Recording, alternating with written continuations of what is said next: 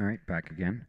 Um, like I said in one of my other posts, I ordered some pearl muffle heads, and they have come in. So on my snare and my toms, I've replaced the eBay heads with muffle heads. Still keeping the eBay head on the bass, just because the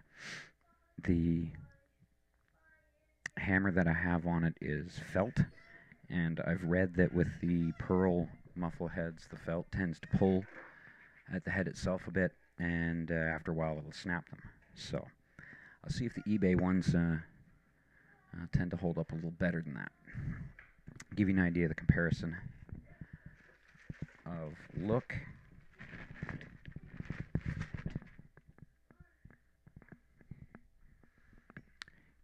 eBay head's the top one. Pearl is this one. eBay head, the construction of it is basically an 8-inch plastic craft ring, and appears to be 2 layers of fly screening for like a screen door. The pearl, it almost looks like a woven wire mesh. When you first pull it out, it doesn't feel all that strong, but once you put them on the heads, they're pretty decent. I've already played on them for about a day, so not really much use. Somebody had posted up a question about how to mount the pearl heads. If you remember from the eBay head video, that the ring that's on here mounts up towards the rim. The pearls are built the same as your stock head, the stock shape, with the head itself lifting up and away from the rim. So the pearls would mount the same way these do, is the ring facing down over top of the drum barrel itself, and the upper ring just compresses on the upper retainer of the drum head, compresses on this metal ring to pull it tight. One thing I noticed is if you tighten it too much, I'll get a key here. I'll tighten one up. If you tighten them too much, you get a great, sorry about that, you get a great trampoline effect. And when you go to actually use them,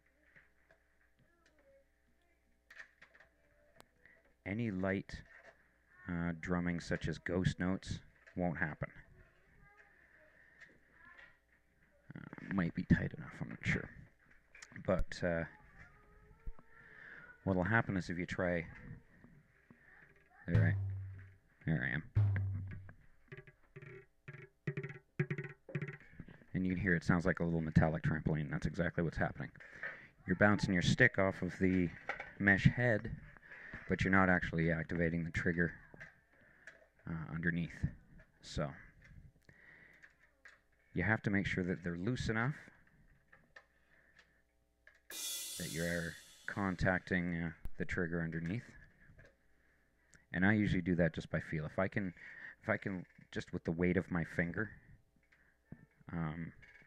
press into the head and have it touch the trigger, that's usually good enough that you'll be able to do some fairly light triggering.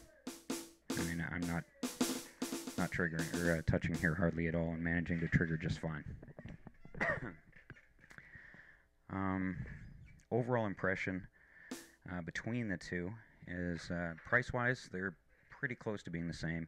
I paid a little more for shipping on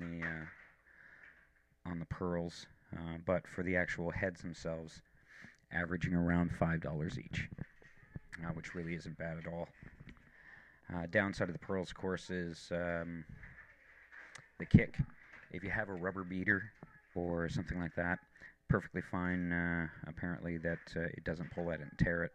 But if you have the felt style beater like I do, you most likely destroy your muffle heads relatively quickly.